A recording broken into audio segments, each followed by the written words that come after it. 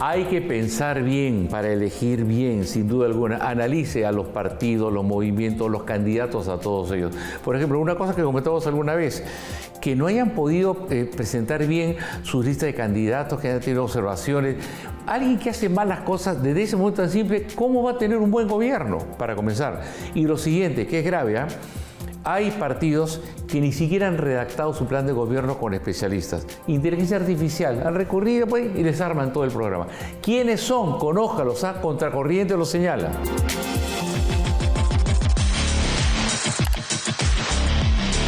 ¿Cuánto de lo que nos dicen nuestros candidatos ha sido realmente pensado por ellos y sus equipos de gobierno?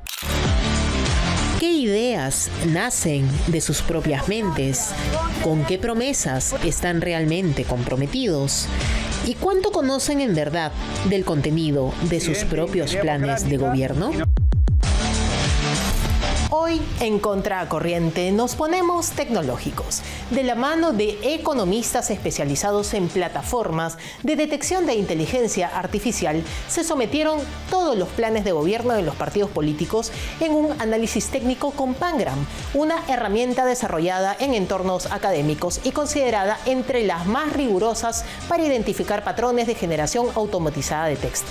El resultado: todos los documentos fueron procesados bajo el mismo criterio metodológico, párrafo por párrafo, evaluando presencia de contenido de inteligencia artificial, coherencia y uniformidad en la redacción.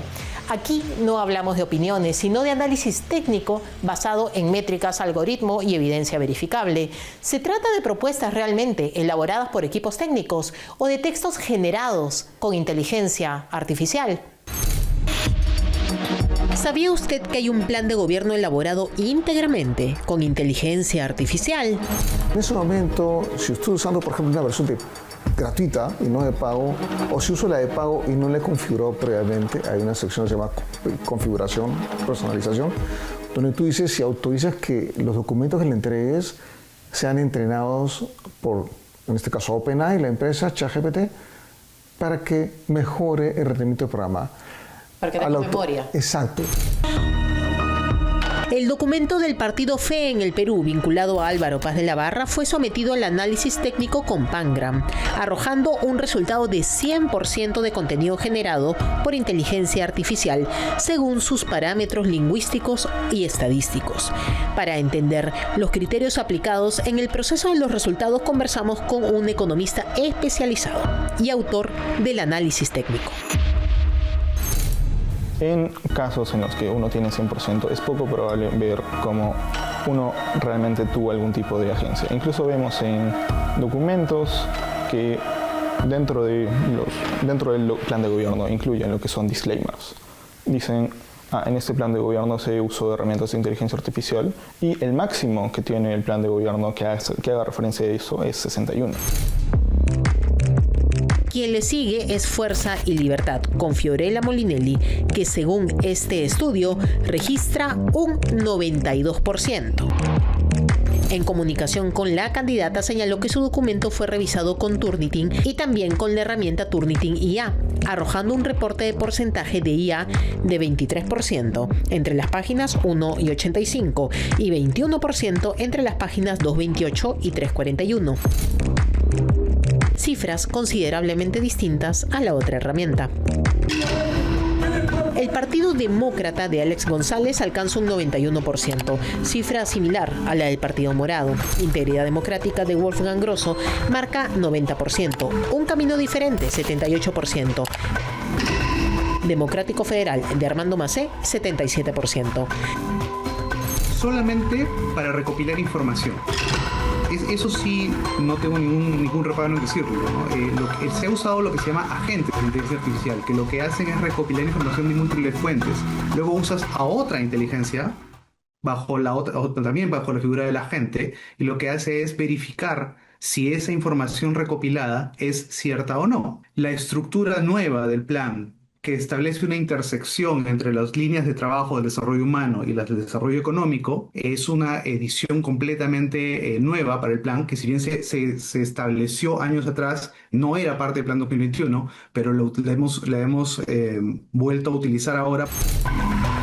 Primero la gente, 61%, y Progresemos, 53%, cuyos voceros señalaron que también utilizaron Turnitin para revisar su documento. Turnitin, el Turnitin como tal, también es un programa que detecta IA. Incluso para las tesis en las universidades, la tecnología que se aplica es el Turnitin. Y como puedes ver, nosotros tenemos solamente un 7%. Y ese 7% implica todo. Ahora, los casos que llaman especialmente la atención. 2 planes de gobierno con 0% de detección de contenido de IA. También con los criterios de la misma herramienta. Se trata de Juntos por el Perú y Renovación Popular, partidos con posiciones ideológicas opuestas, tanto en la izquierda como en la derecha. Los modelos van teniendo más y más capacidad, tienen herramientas. Sí considero importante que se sepa, ¿no?, que se están usando esas herramientas en algunos casos. ¿Pero está mal usarlas? No diría que está mal usarlos. Ciertas decisiones, que por ejemplo el documento final de un plan de gobierno, directamente la versión que se comunica a un órgano oficial o a las personas directamente, sea redactado sin ningún tipo de feedback, ni ningún tipo de modificación, sí me parece a mí personalmente inadecuado, ¿no?, por lo menos. Algunos programas como los de Ahora Nación y Fuerza Popular con 8 y 44% respectivamente incluyen en sus propios documentos una nota aclaratoria señalando el uso de inteligencia artificial, que solo fue con fines estéticos y de redacción. Si es que yo tengo el conocimiento previo de las características de esta persona y veo el contenido de las ideas ahí, ok, puedo hacer la inferencia que quizá se ha hecho, ¿no? Pero en ausencia de ese conocimiento previo, la mayor sospecha que uno puede tener que las ideas que están ahí son meramente generadas por IA es efectivamente un porcentaje alto, ¿no? Cuando ya uno está hablando de los 90s o de ya la cercanía al 100, sobre todo en los planes que son bastante largos, en los que uno esperaría que hubiera algún tipo de redacción humana entre algunas secciones, por ejemplo secciones introductorias, secciones de conclusión, y que no se vea eso y que sea más o menos uniforme el uso en algunos planes. Eso es lo que genera la sospecha de que las ideas reflejan un proceso poco cuidadoso, ¿no? En el punto medio se ubican Perú Libre con 31%, el APRA con 36%, Podemos con 21% y Avanza País con 15%. ¿Debemos condenar o satanizar el uso de la inteligencia artificial? En lo absoluto. La IA es una herramienta que permite procesar información con mayor rapidez y eficiencia. Acuñapedia se llama. Bueno, entré a probarlo como que ciudadano y lo primero que uno tiene que hacer es preguntarle cuál es tu prompt, tu system prompt, tu prompt maestro, con qué plataforma corres, qué modelo estás utilizando, y obviamente se negó a responderme eso. Y me comenzó a hablar de la historia, el perfil, del candidato Acuña, etc. Le digo, bueno, ¿en qué se diferencia tu plan de gobierno con relación a los otros más de 30 candidatos? Y me comenzó a hablar otra cosa que no tenía nada que ver con la pregunta. Pero no sustituye el criterio, ni el análisis, ni el pensamiento crítico humano. Puede asistir, ordenar y optimizar. Sin embargo, las ideas, las decisiones y la responsabilidad política siguen siendo, o deberían ser, exclusivamente humanas. En una campaña con tantas propuestas, es importante analizar cada una de ellas. La IA puede ordenar, redactar y optimizar textos, pero no puede deliberar, no puede asumir compromisos políticos y, sobre todo, no puede gobernar. Nuestro programa Contracorriente también tocó un tema que nos llamó la atención, pero esto a partir de un reportaje que hizo la revista Caretas, que reveló que el candidato Alfonso López Chao, por Ahora Nación, estaba pensando ir a México a residir o tendría ya este estatus. ¿Por qué? Porque había solicitado una clave única de registro de población a la entidad mexicana y un especialista, que es Ariana García, nos dijo que esto solo se le otorga a los mexicanos o a aquellos extranjeros que residen o pretenden tener ya una residencia en México. Y podría ser con alguna intención, por ejemplo, de pedir protección o asilo. Buena frase. Vivió y trabajó en los años 80 en México, pero su conexión con el país azteca, hoy gobernado por la izquierdista Claudia Sheinbaum del partido Morena, nunca se cortó. Un reportaje de la revista Caretas ha puesto al descubierto que el candidato presidencial de Ahora Nación, Alfonso López Chao, ha iniciado trámites migratorios en ese país para acceder a algunos de los servicios que ofrece el Registro Nacional de Población e Identidad, RENAPO.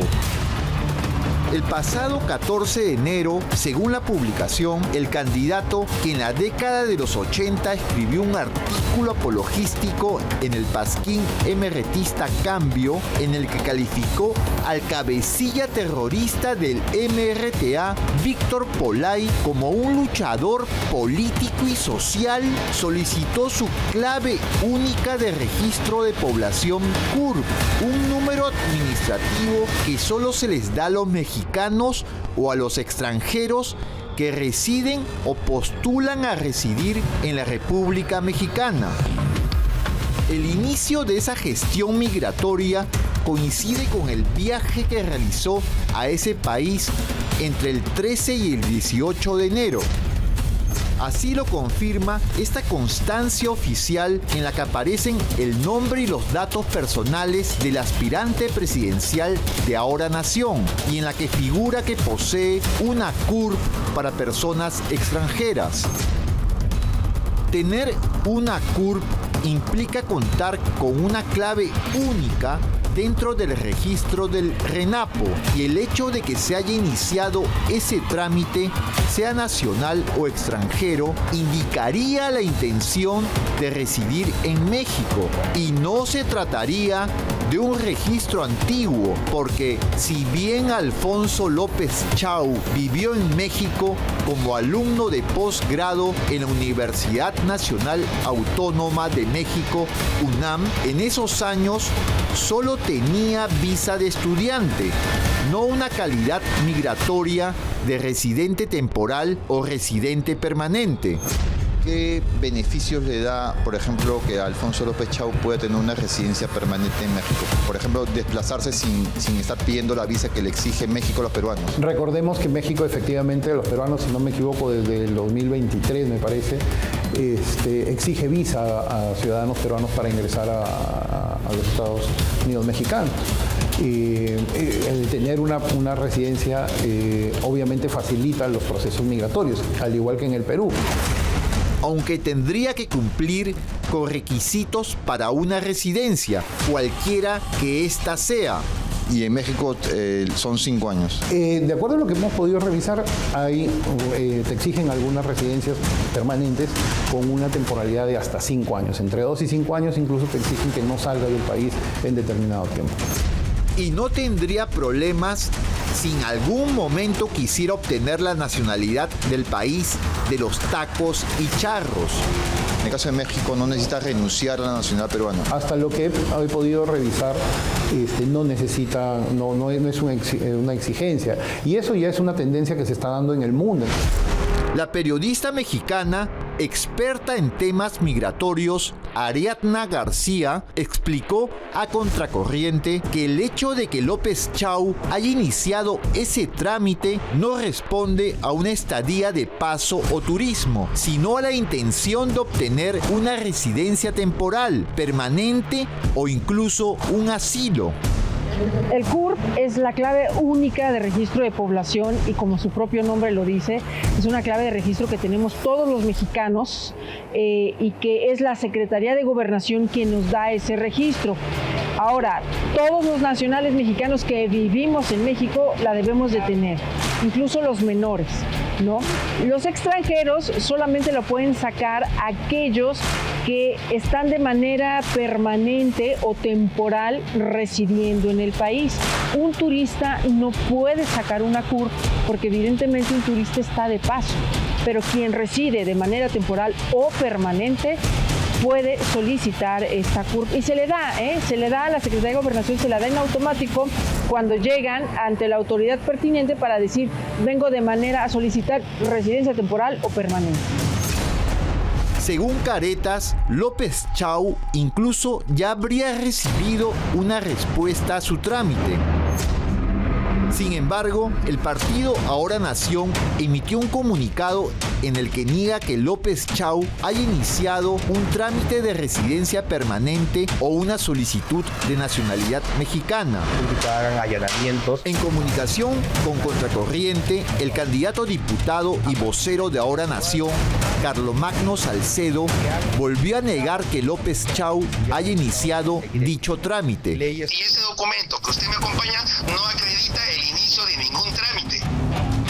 En paralelo, este programa pudo conocer que Ahora Nación habría tenido un acercamiento con el consultor y estratega político español Jordi Segarra Tomás, quien ha asesorado al partido izquierdista PRI de México y ha sido vinculado al partido Morena, liderado por Andrés Manuel López Obrador AMLO y la actual presidenta Claudia Sheinbaum.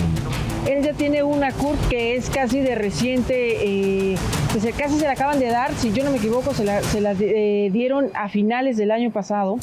Y lo que yo entiendo, digamos, de acuerdo a algunas fuentes que hemos consultado, él está iniciando una residencia permanente en México, que se identifica como un FM3 en el país, para lo cual sí, evidentemente necesita una CURP. Como sabéis, pues Segarra Tomás, quien estuvo relacionado en el pasado con un proceso por lavado de activos, posee fotografías con políticos peruanos, como con el expresidente Pedro Pablo Kuczynski. Es decir, ya habría estado en nuestro país. Fuimos a buscar a López Chau, quien tiene en curso 2 investigaciones fiscales, una por presunto favorecimiento a una amiga suya como secretaria general en la UNI y otra por haber ayudado a su partido con fondos de esa misma universidad donde fue rector entre 2021 y 2025. Pero no lo encontramos. En este edificio vive el candidato de Ahora Nación, Alfonso López Chau. Hemos venido a buscarlo y vamos a tocar el timbre. Señor, buenos días. Por favor, ¿se encuentra el señor Alfonso López Chau? No se encuentra. Está de viaje. ¿Cuándo ha salido de viaje? Anoche, creo. Anoche. Pero todos los días siempre viene acá, porque esa es la dirección que ha consignado en su hoja de vida en el Jurado Nacional de Elecciones. Sí, acá vive. Sí. Está bien. Ajá. Ayer ha salido entonces de viaje. Sí, anoche salió. ¿Vive con quién vive? ¿Con su esposa? Sí, con su esposa. Con su esposa. Entonces no se ha separado entonces. Que yo sepa, no, sí vive con su esposa. Un hecho que llamó la atención fue que el portero del edificio nos indicó que vivía con su esposa, cuando en su DNI figura como divorciado. Sin dudas, una historia que sigue sumando indicios con el país gobernado por la izquierda y que por ahora López Chau no ha salido a aclarar. Vamos a ocuparnos ahora del secreto mejor guardado de José Luna Gálvez, el polémico, controvertido líder de Podemos Perú. Beto Saber le reveló que hace más o menos 20 años él comenzó una relación con una chica, una chiquilla, 21 años, ella tenía como 50, la lleva a trabajar al Congreso, era su colaboradora y tuvieron un hijo. Romance que dio este fruto, es el padre de uno por lo menos de los hijos de esta señora. Esta es una historia que tiene como protagonista a José Luna Gálvez.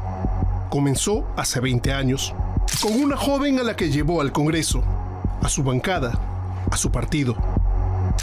Es la historia de un romance que dio frutos. Vida privada. Vida privada, señor. Disculpa, buenas noches. Vida privada, dice, pero esta historia también tiene capítulos públicos. Ella es Rosemary Sarmiento Antón. Nos dice que conoció a José Luna Gálvez en 2005, en la etapa de Solidaridad Nacional. Ese mismo año, ingresó a laborar al Congreso de la República. 2005.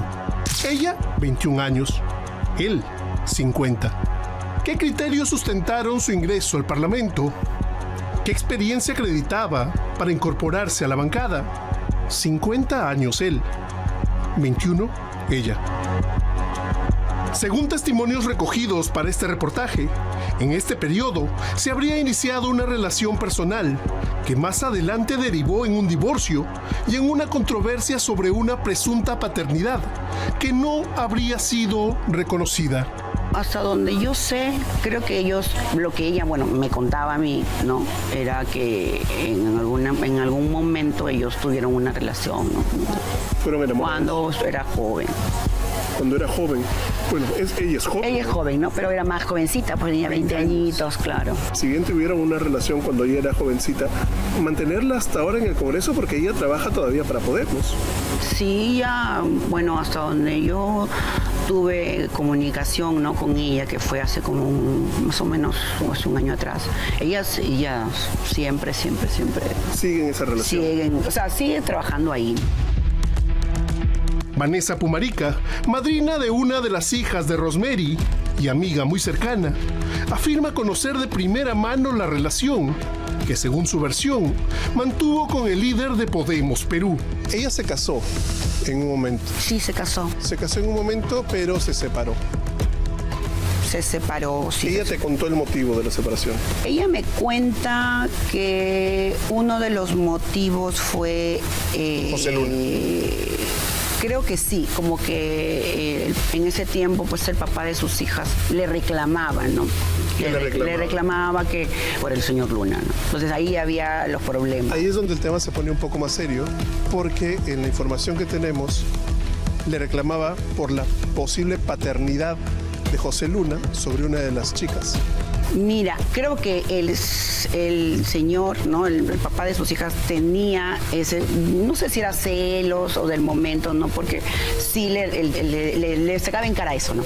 Le sacaba en cara eso y ella, ¿Y José Luna era padre de uno de sus hijos? Sí, algo así le sacaba en cara. ¿Y qué te decía a ti, ella, sobre eso? No, ella me decía que, que nunca se hizo el ADN. Que no, nunca quiso ahondar más en el tema, ¿no? Y José Luna tampoco quería ahondar en el tema. Y yo tampoco, ahí quedó ninguno de los dos, no más. ¿No han querido enterarse? No, ninguno, creo que han mantenido su tiempo de vida así. Los años pasaron y el vínculo se mantuvo. En 2021, Rosemary obtuvo el grado de Administración y Finanzas por la Universidad Telesub, universidad fundada por José Luna Gálvez. Decía que era asesora 2 y que más o menos pues está ganando pues sus 10, ¿no? Entonces yo con 10 ya pues es como que, sí es justificable el tema de que ella... Su vida, ¿no? O sea, ya con 10,000 soles una persona sí puede vivir, tener a 2 hijas en colegio particular, el alquilar su casa, entonces... No lo vi nada malo, ¿no? Pero no sabía lo que tú me dices. Pero no sabíamos que ganaba, digamos, hasta el año pasado la mitad. Claro, no, eso sí, ahí sí. Lo que sí sabemos es que hay una ayuda de los Luna. Bueno, de José Luna. Yo supongo que sí, ¿no? Porque él le tiene mucho cariño. O sea, siempre ella me hablaba que le tenía cariño, estima, ¿no? Después vino el ascenso salarial. Y es que en su trayectoria, el nombre de José Luna se repite. En el Congreso, en la universidad, en el partido, en su familia. En 2018 fue candidata a regidora de Lima por Podemos Perú. En 2020 postuló al Congreso por la misma agrupación. Y para ser conocida a la desconocida técnica Rosemary, José Luna Gálvez dispuso que haga campaña con su propio hijo. Yo no sé a qué se debe todas estas preguntas. No, yo le pregunto... ¿Por trabajar en el Congreso? No, claro que no es ningún delito. Y si usted tiene una relación más allá de profesional, también... Usted no estudió, ¿verdad? En Telesub, ¿no? La Universidad de José Luna. ¿Usted por qué me dice una relación más allá? ¿Usted tiene pruebas? Yo le estoy consultando. Por difamación. Usted puede denunciarme por lo que desea. Entonces, ¿qué estoy haciendo? Usted me está diciendo qué tipo de relación. Yo le estoy pidiendo una entrevista para preguntarle por su relación con José Luna. Yo trabajo en el Congreso. ¿Me puede dar una entrevista? Laboral. 20 años ya no son una coincidencia. Son una historia. Una historia que empezó cuando él tenía 50 y ella 21. Una historia que era el secreto mejor guardado de José Luna Gálvez, pero que era sabida y comentada por el entorno más íntimo de su partido. comerciales a esta hora y regresamos con los últimos detalles que están saliendo a la luz del escándalo de pederastia en la investigación de los archivos de Jeffrey Epstein. Además, el Entrometido conversó a fondo con un especialista en psicología sobre las causas que pueden llevar a los jóvenes a autopercibirse como terian, como perros.